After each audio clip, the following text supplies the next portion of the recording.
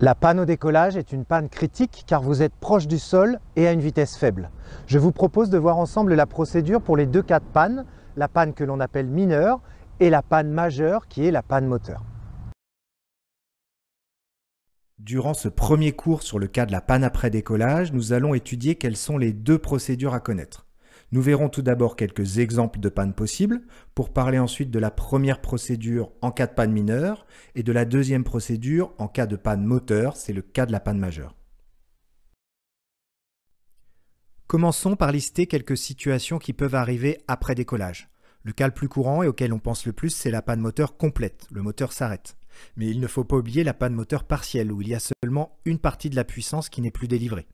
N'oubliez pas que pendant le décollage et la montée initiale, le moteur pleine puissance est très sollicité. Il peut aussi y avoir une collision volatile. On peut imaginer un problème d'alimentation d'essence, essence contaminée, un robinet d'essence qui serait resté fermé, un allumage de voyant d'alarme, une porte qui est mal fermée, un passager qui fait une crise de stress, un feu, bref, toutes les situations qui vous imposent de soit revenir se poser ou trouver un champ pour atterrir immédiatement. On peut classer les pannes que nous venons de voir et même d'autres dans deux grandes familles de pannes. C'est tout d'abord les pannes mineures, les situations anormales, et les pannes majeures qui sont des situations d'urgence. Dans le cas d'une panne mineure, on a le temps, c'est-à-dire que l'avion peut encore voler, mais il va falloir venir se poser. Par exemple, dans le cas d'une collision volatile, d'une panne volet, d'une porte mal fermée, même d'un passager qui serait stressé. Alors que dans le cas d'une panne majeure, d'une situation d'urgence, il faut se poser immédiatement. Le cas par excellence, c'est le cas de la panne moteur complète ou une panne moteur partielle, mais l'avion n'a plus assez de puissance pour monter. On pourrait aussi imaginer un feu qui ne soit pas maîtrisé et qui imposerait de se poser immédiatement. Ce qui est important, c'est de savoir qu'on peut classer les pannes que nous venons de voir dans deux grandes familles, la famille des situations anormales et la famille des situations d'urgence. On les appellera tout à l'heure les pannes mineures et les pannes majeures. La grosse différence entre ces deux familles, c'est le temps. C'est-à-dire que dans le premier cas, l'avion peut encore voler, on a le temps de faire un circuit, de revenir se poser, alors que dans le deuxième cas, on n'a pas le temps, il faut se poser immédiatement et en général, ça nous amène à se poser droit devant si la hauteur ne permet pas d'aller plus loin. Des exemples de situations anormales de panne mineure, ce serait une panne radio, ce serait une panne volet, il y en a plein d'autres, mais comme vous voyez dans ces exemples, l'avion peut encore voler, il est tout à fait en état. Par contre, il va falloir revenir se poser, on ne va pas faire un vol si on avait prévu une navigation ou des tours de piste par exemple, on va venir se poser pour réparer. Dans l'autre cas, les pannes majeures, on doit se poser immédiatement. Par excellence, c'est le cas de la panne moteur sur les avions monomoteurs. Ça peut être aussi un feu. Si jamais ce feu n'est pas maîtrisé et qu'il est vraiment significatif, on va devoir se poser rapidement. Mais il n'y a pas beaucoup d'autres exemples. Souvent, on retrouve aussi cette différence avec un code couleur, notamment sur les checklists. Orange, c'est des situations anormales, c'est des pannes mineures, alors qu'en rouge, il va falloir se poser tout de suite. On va retenir pour ce cours la notion de panne mineure, l'avion peut encore voler, et on va voir tout de suite la procédure à appliquer dans ce cas-là, et on verra ensuite la notion de panne majeure, l'avion doit se poser immédiatement, et on verra en deuxième partie quelle procédure appliquer pour le cas de la panne majeure. Je vous propose de commencer par le cas de la panne mineure, c'est cette panne où il faut se poser, mais où l'avion peut encore voler, donc on a un peu de temps. Dans tous les cas de panne, et j'insiste bien dans tous les cas de panne, il faut appliquer tout d'abord les règles d'or. C'est PNC, piloter, naviguer, communiquer. Je vous invite à aller voir cette vidéo dans le module panne qui s'intitule règles d'or. Donc la première action, ça va être de piloter votre avion. C'est-à-dire faites-le voler, choisissez une vitesse, un cap, une configuration, un régime moteur. Bref, choisissez ce que vous allez faire de votre avion. Ne laissez pas de côté le pilotage. C'est très important et c'est la première action. Ensuite, il va falloir définir un retour adapté. C'est vous qui allez choisir la trajectoire qui va être adaptée à la panne, mais aussi à l'environnement dans lequel vous évoluez en fonction, par exemple, de la densité de trafic, de la piste, des espaces aériens ou autres. Ensuite, c'est en pointillé, puisque ce sera en fonction de la situation, du type de panne et surtout du temps disponible, eh bien vous pourriez faire un message radio et ou une gestion de panne. Un message radio, par exemple, dans un environnement où il y a beaucoup de trafic, ça permet d'annoncer au contrôleur vos intentions si vous ne faites pas ce que vous aviez annoncé initialement. Sur un terrain en auto-information où il n'y a aucun trafic, ça va peut-être être moins important, par exemple. Puis la gestion de panne, bien, ce sera en fonction de la situation, si vous avez le temps d'appliquer une méthode de gestion de panne ou si vous préférez quand même revenir plutôt assez rapidement. On verra des exemples tout à l'heure de différentes situations qui mettent en place différents types de trajectoires pour revenir et puis une gestion plus ou moins complexe de la panne. Je vous en parlais tout à l'heure, le pilotage c'est important, c'est au début de la procédure mais c'est aussi pendant toute la procédure. N'oubliez pas le pilotage de votre avion. Pendant que vous êtes en train de trouver une trajectoire pour revenir ou de faire un message radio, il faut toujours piloter votre avion, c'est la base pour la sécurité. Puis si vous regardez d'un peu plus près cette procédure, on retrouve les règles d'or qu'on doit appliquer dans tous les cas de panne et puis même la méthode de gestion de panne qu'on a vue dans la vidéo gestion de panne dans la playlist panne. Vous voyez, il y a les règles d'or, PNC, piloter, naviguer et puis communiquer. Et concernant la gestion de panne, c'est la méthode T4B, trajectoire, PNC et bêtise, breaker, bouquin, bilan. Je vous propose de se mettre en situation à Montluçon, d'imaginer un décollage et durant la montée initiale, il y a l'apparition d'une panne mineure. Nous allons faire la première action qui est de piloter l'avion, c'est très important et c'est dans tous les cas de panne mineure. Pilotez votre avion, c'est-à-dire concentrez-vous sur la vitesse, la trajectoire, a priori toujours dans l'axe, et l'altitude, est-ce que vous continuez la montée ou est-ce que vous arrêtez. Ensuite, il faut choisir le retour adapté. Nous allons voir ensemble les différentes possibilités de retour adapté. Il faudra choisir la meilleure possibilité en fonction de la panne et de l'environnement. La situation la plus simple pour revenir, a priori, c'est de faire le tour de piste publié. Mais peut-être que ce tour de piste ne vous donne pas assez de temps pour gérer la panne. Donc vous pourriez prolonger un peu dans l'axe, faire un tour de piste un peu plus éloigné et revenir rechercher une longue finale. Une autre situation à imaginer pour revenir rapidement, si vous désirez revenir rapidement suite à la panne, c'est un tour de piste basse hauteur, rapproché.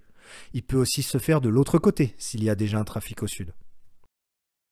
Vous pouvez aussi imaginer vouloir faire demi-tour pour revenir vous poser. Donc vous ouvrez un peu à droite, ensuite vous revenez par la gauche en virage, et vous vous posez en contre-QFU, si les conditions de vent le permettent, bien évidemment. Vous pouvez même imaginer avoir besoin de temps pour traiter la panne et décider d'aller vous mettre en attente sur un point, par exemple le point Sierra à Montluçon, pour traiter la panne. Le troisième item, c'est bien la radio et la gestion de panne. À vous de définir en fonction de la situation et du type de panne si vous décidez de le faire ou non. C'est à adapter. Donc si vous voulez faire une gestion de panne complète et que vous avez besoin de temps, a priori, le mieux, c'est d'aller se mettre en attente sur un point spécifique. Passons maintenant au cas de la panne moteur. C'est la panne majeure par excellence. Il faut se poser immédiatement sur nos avions monomoteurs. La première chose à faire, et c'est toujours la même chose, c'est le PNC, c'est-à-dire appliquer les règles d'or, piloter, naviguer, communiquer. Je vous invite à aller voir cette vidéo dans le module panne qui décrit les règles d'or. Donc le premier P, c'est piloter. Piloter, ça veut dire faire voler votre avion. L'avion est à cabrer avec une vitesse faible, donc la première action, c'est une variation d'assiette à piquer pour conserver la vitesse. C'est très important. Faites attention notamment à l'effet de surprise. Vous êtes concentré sur le décollage, l'assiette est à cabrer, la vitesse est faible. Si vous avez tendance à bloquer, à ne pas savoir quoi faire et à conserver cette assiette, vous allez très rapidement décrocher. Donc action réflexe, variation d'assiette à piquer pour conserver la vitesse, c'est le pilotage de votre avion.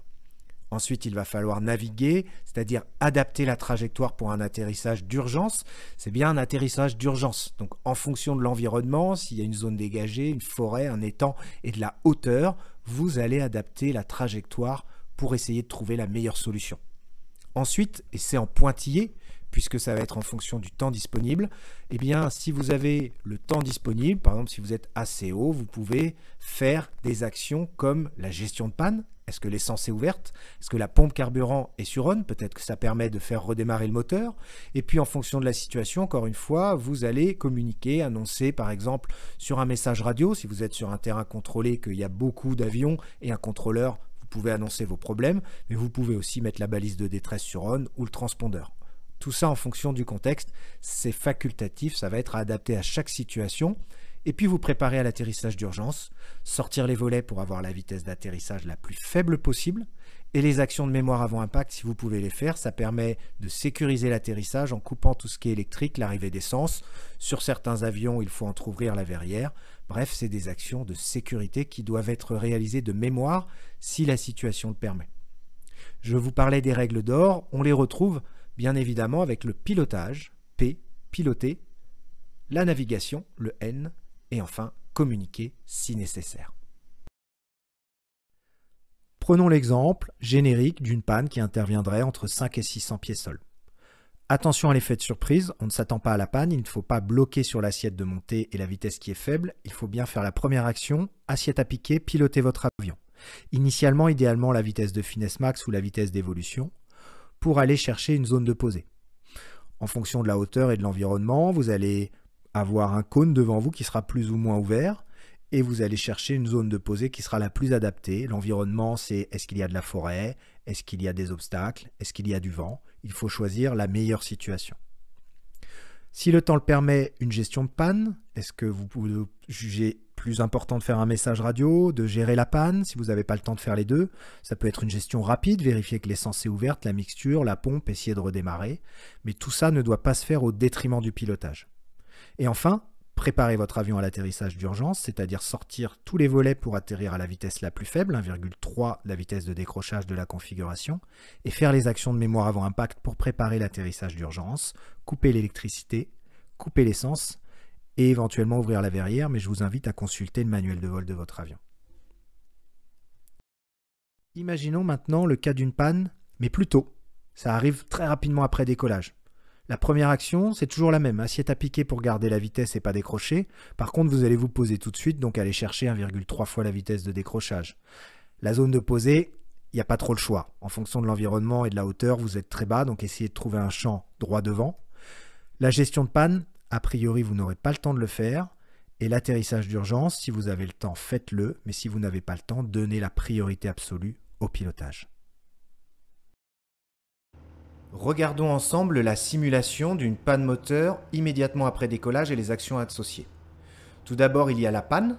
La première action est l'assiette à piquer du pilote, la recherche d'une zone de posée pour atterrir. Et comme vous le voyez, les choses vont très vite et la gestion de la panne et la radio ne sera pas nécessairement faite car le pilote va se concentrer sur la procédure d'atterrissage d'urgence, c'est-à-dire aller chercher la bonne vitesse et éventuellement faire les actions de mémoire s'il a le temps de le faire. De la même manière, je vous propose maintenant d'imaginer une panne qui arriverait plus tard, à une hauteur par rapport au sol significative.